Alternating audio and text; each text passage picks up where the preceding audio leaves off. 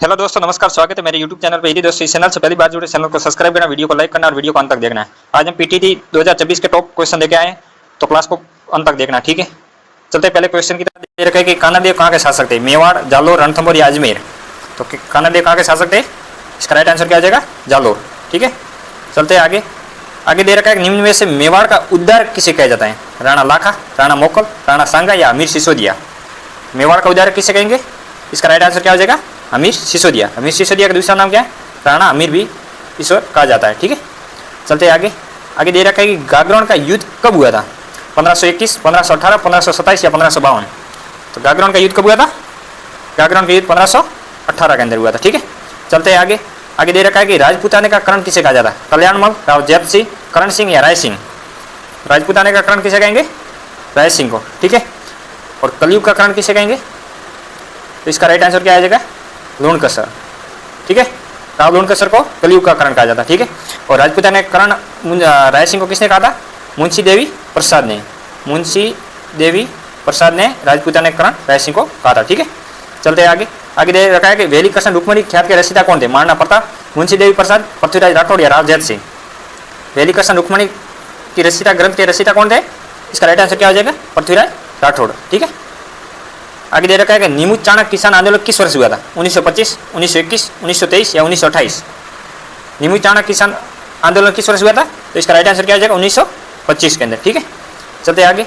आगे दे रखा है कि बूंदी प्रजामंडल की स्थापना कब की गई? 1935, 1934, 1931 या 1938? बूंदी प्रजामंडल की स्थापना कब हुई थी? 1931 के अंदर, ठीक है। चलते आगे। आगे दे रखा है कि मारवाड़ प्रजामंडल की स्थापना कब की गई? 1936, 1934, 1937 या 1939? मारवाड़ प्रजामंडल की स्थापना कब हुई थी? 1934 के अंदर, ठीक है। चलते आगे। आगे दे रखा है कि राजस्थान संघ का गठन कब किया? ये इंपॉर्टेंट क्वेश्चन है भाई। राजस्थान संघ का गठन कब हुआ था? 25 मार्च 1948, 18 अप्रैल 1948, 25 मई 1950, 26 जनवरी 1950? इसका राइट आंसर क्या हो जाएगा? 26 जनवरी 1950 को, ठीक है। चलते आगे। आगे दे रखा है कि राजस्थान में सर्वाधिक नदियों के उद्गम वाला जिला कौन सा है? भाई सर्वाधिक नदियों कहाँ से उत्पत्ति होती है? तो उदयपुर, कोटा, डूंगरपुर या राजसमंद? इसका राइट आंसर क्या आ जाएगा? जिलों की नगरी। जिलों की नगरी किसे कहेंगे? उदयपुर को। तो वहाँ से नदियों का सर्वाधिक उद्गम होता है, तो इसका राइट आंसर क्या आ जाएगा? उदयपुर, ठीक है। चलते हैं आगे। आगे दे रखा है अरावली की कुल लंबाई कितनी? 1722, 692, 720 या 830? यदि अरावली की लंबाई राजस्थान में पूछे तो राजस्थान में अरावली की लंबाई कितनी? 550 किलोमीटर। लेकिन अरावली की टोटल लंबाई कितनी है? 692 किलोमीटर, ठीक है, याद रखना है। चलते हैं आगे। आगे दे रखा है कि फुलवारी की नाल किस जिले में स्थित है? प्रतापगढ़, बीकानेर, उदयपुर या बांसवाड़ा? फुलवारी की नाल कौन से जिले में स्थित है? इसका राइट आंसर क्या आ जाएगा? उदयपुर, ठीक है। चलते हैं आगे। आगे दे रखा है कि मारवाड़ का अमृत सरोवर किस बांध को कहा जाता है? राणा प्रताप सागर, जवाई बांध, भाखड़ा बांध या उपरोक्त में से कोई नहीं? तो मारवाड़ का अमृत सरोवर कौन से बांध को कहेंगे? जवाई बांध को, ठीक है। और ये कौन सी नदी पर बना हुआ है? लूणी नदी पर, ठीक है। चलते हैं आगे। आगे दे रखा है कि राजस्थान का सबसे मीठे पानी की झील कौन सी है? उदय सागर झील, फतेह सागर, पिसोला या जयसमंद झील? राजस्थान की सबसे बड़ी मीठे पानी की झील कौन सी है? तो इसका राइट आंसर क्या हो जाएगा? जयसमंद झील। जयसमंद झील का दूसरा नाम अपन क्या है? टेबर झील, क्योंकि टेबर से निकलते हैं तो इसको टेबर झील भी कहा जाता है। और जयसमंद झील कौन से जिले में स्थित है? सलूम्बर में, ठीक है। और ये तीनों झील कहाँ पर है? उदयपुर के अंदर, ठीक है, याद रखना। चलते हैं आगे। आगे दे रखा है कि भारत राजस्थान में जामर कोटड़ा किस खनिज के लिए प्रसिद्ध है? लो आइस के लिए, यूरेनियम, रॉक फॉस्फेट या तांबा? जामर कोटड़ा का खनन किस खनिज के लिए किया गया था? जामर कोटड़ा एक जगह, उस जगह से किस खनिज का भाई खनन किया गया था? तो इसका राइट आंसर क्या हो जाएगा? रॉक फॉस्फेट का, ठीक है। चलते हैं आगे। आगे दे रखा है कि केवलादेव नेशनल पार्क को किस वर्ष अभ्यारण्य घोषित किया गया है? यहाँ पर अभ्यारण्य की बात हो रही है, तो केवलादेव नेशनल पार्क कहाँ स्थित है? भरतपुर के अंदर, ठीक है।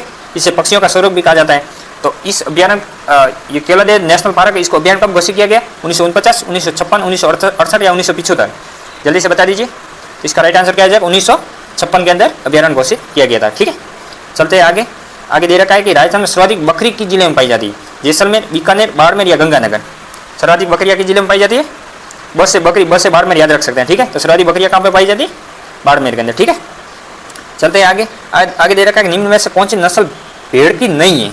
ठीक है, नाली, चौकला, मगरा या जमनापुरी? कौन सी भेड़ की नस्ल नहीं है?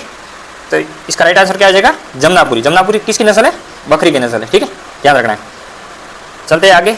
आगे दे रखा है कि राज्य में सर्वाधिक गोवंश किस जिले में हैं? जयपुर, अलवर, उदयपुर या बांसवाड़ा? सर्वाधिक गोवंश किस जिले में पाई जाती है? तो इसका राइट आंसर क्या आ जाएगा? उदयपुर के अंदर, ठीक है। चलते हैं आगे।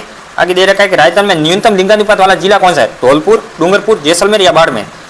सबसे कम लिंगानुपात कहाँ का है? तो इसका राइट आंसर क्या आ जाएगा? धौलपुर के अंदर, धौलपुर का लिंगानुपात सबसे कम है। ठीक है, चलते हैं आगे। आगे दे रखा है कि 2011 की जनगणना में सर्वाधिक लिंगानुपात किस जिले का है? ये आगे पिछला क्वेश्चन था, इसमें लिंगानुपात कम पूछा था, और यहाँ पूछा क्या है? सर्वाधिक लिंगानुपात किस जिले का है? पाली, डूंगरपुर, राजसमंद या उदयपुर? तो सर्वाधिक लिंगानुपात किस जिले का है? इसका राइट आंसर क्या आ जाएगा? डूंगरपुर। ठीक है, चलते हैं आगे। आगे दे रखा है कि राजस्थान में मंत्री परिषद के सदस्यों की अधिकतम संख्या कितनी हो सकती है? 28, 29, 30 या 31? राजस्थान में वर्तमान में मंत्री परिषद की संख्या कितनी है? तो इसका राइट आंसर क्या आ जाएगा? 30। ठीक है, वर्तमान में मंत्री परिषद कितने हैं? 30। ठीक है, चलते हैं आगे। आगे दे रखा है कि किस वर्ष डाकण प्रथा को गैर कानूनी घोषित किया गया था? 1853, 1842, 1874, 1874? किस वर्ष डाकण प्रथा को गैर कानूनी घोषित किया है? तो इसका राइट आंसर क्या आ जाएगा? 1853 के अंदर। ठीक है, चलते हैं आगे। आगे दे रखा है कि वनस्थली विद्यापीठ की स्थापना कब की गई है? 1857, 1854, 1872, 1935?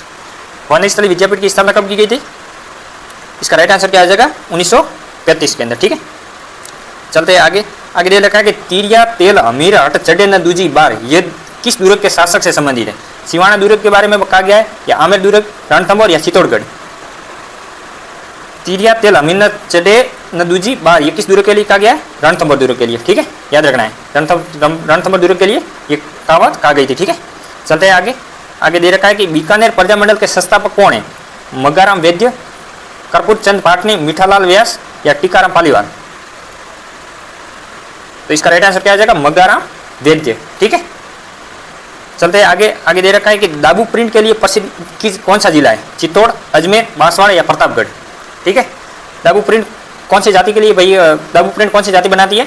तो छिपा जाति। ठीक है, ये तो आपको याद होगा, छिपा जाति द्वारा दाबू प्रिंट बने जाते। तो ये कौन सी जिले के प्रसिद्ध है? चित्तौड़। ठीक है, चित्तौड़ में यदि गाँव पूछ ले तो कौन सा गाँव है? आकोला गाँव। ठीक है, आकोला के चित्तौड़गढ़ में दाबू प्रिंट बनाई जाए, दाबू प्रिंट के लिए प्रसिद्ध है। ठीक है, चलते हैं आगे। आगे दे रखा है कि राग मंजरी और रागमाला जैसे प्रसिद्ध संगीत ग्रंथों के रचयिता कौन थे? पुंडरीक, विठल, उद्योतम सूरी, महाकवि वृंद या सारंगधर? जल्दी से राइट आंसर बता दी, इसका क्या है? तो इसका राग मंजरी और रागमाला के ग्रंथ के रचयिता कौन थे? पुंडरीक, विठल। ठीक है, चलते हैं आगे। आगे दे रखा है कि पंडित नैनूराम किस आंदोलन से संबंधित थे? पंडित नैनूराम कौन से आंदोलन से जुड़े हुए थे? बिजोलिया किसान आंदोलन, बेगू किसान आंदोलन, बूंदी प्रजामंडल आंदोलन या जोधपुर प्रजामंडल आंदोलन? इसका राइट आंसर क्या आ जाएगा? बूंदी प्रजामंडल आंदोलन से जुड़े हुए थे। ठीक है, चलते हैं आगे। आगे दे रखा है कि बेराट प्राचीन काल की राजधानी थी? मत्स्य राज्य की, सेदी राज्य की, चोल राज्य की या अर्जुनायन राज्य की? बेराट किस काल की राजधानी थी? तो इसका राइट आंसर क्या आ जाएगा?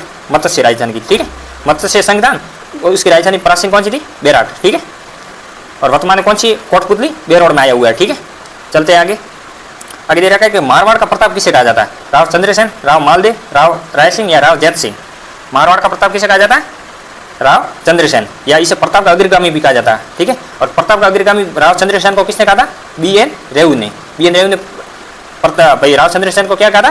प्रताप का अग्रगामी, क्योंकि प्रताप का शासनकाल जब आया था उससे पहले ये इनका शासनकाल रहा था, इसलिए प्रताप को अग्रगामी कहा था। ठीक है, और इन्होंने भी अधीनता स्वीकार नहीं की थी। ठीक है, चलते आगे।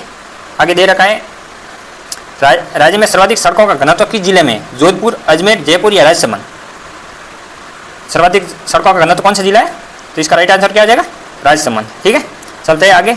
आगे दे रखा है कि करौली प्रजामंडल के संस्थापक कौन है? रामनारायण तोरजी, सागरमल गोपा, मुंशी त्रिकोल चंद माथुर या अर्जुनलाल सेठी? करौली प्रजामंडल के संस्थापक कौन थे? तो इसका राइट आंसर क्या आ जाएगा? मुंशी त्रिलोक